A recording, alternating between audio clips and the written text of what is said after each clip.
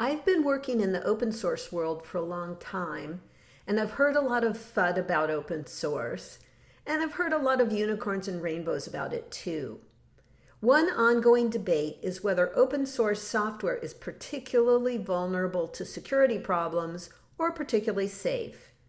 There was a big event in the Linux security world this week, and I want to explain why it is such a big event and how it plays into this debate.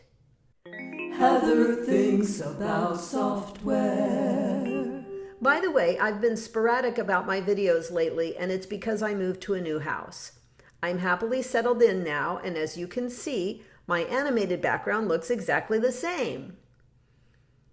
Linux has a compression tool called XYZ. It's on every Linux system, and it compresses information just like zip does on Windows. Compression tools allow storage or transfer of data more quickly and efficiently.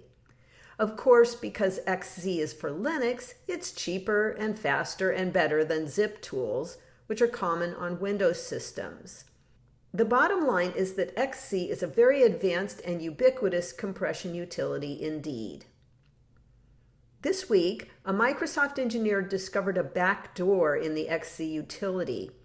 It injected an obfuscated script to be executed at the end of configuring the system, meaning the hack could be in place before the system was even up and running. This could have allowed hackers to take over computers or servers remotely. This was a huge security issue. Red Hat assigned this security flaw a 10, the highest possible Common Vulnerability Scoring System, or CVSS. Fortunately, the latest version of XZ that had this problem was not in many production Linux systems yet. But if it had gone undiscovered, it would have been a catastrophic security flaw.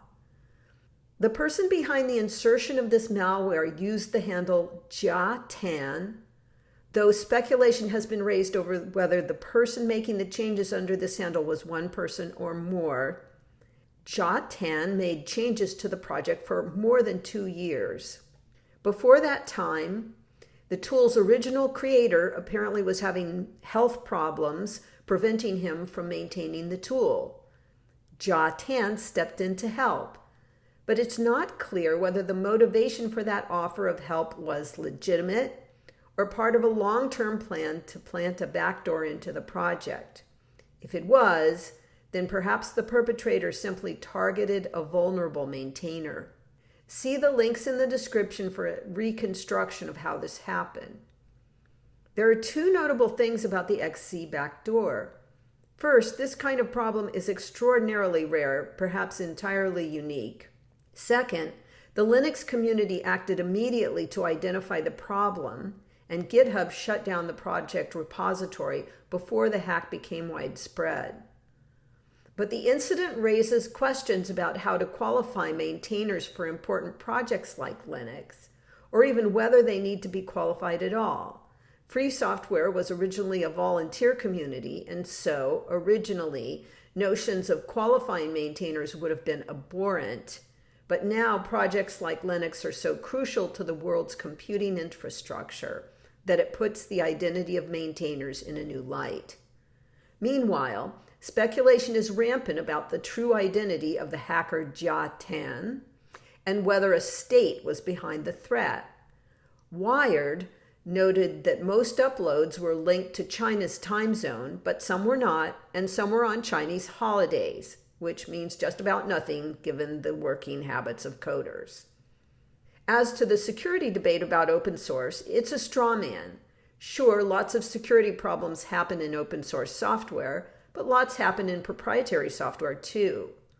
It's only news when the software is open source. And anyway, the debate is moot at this point.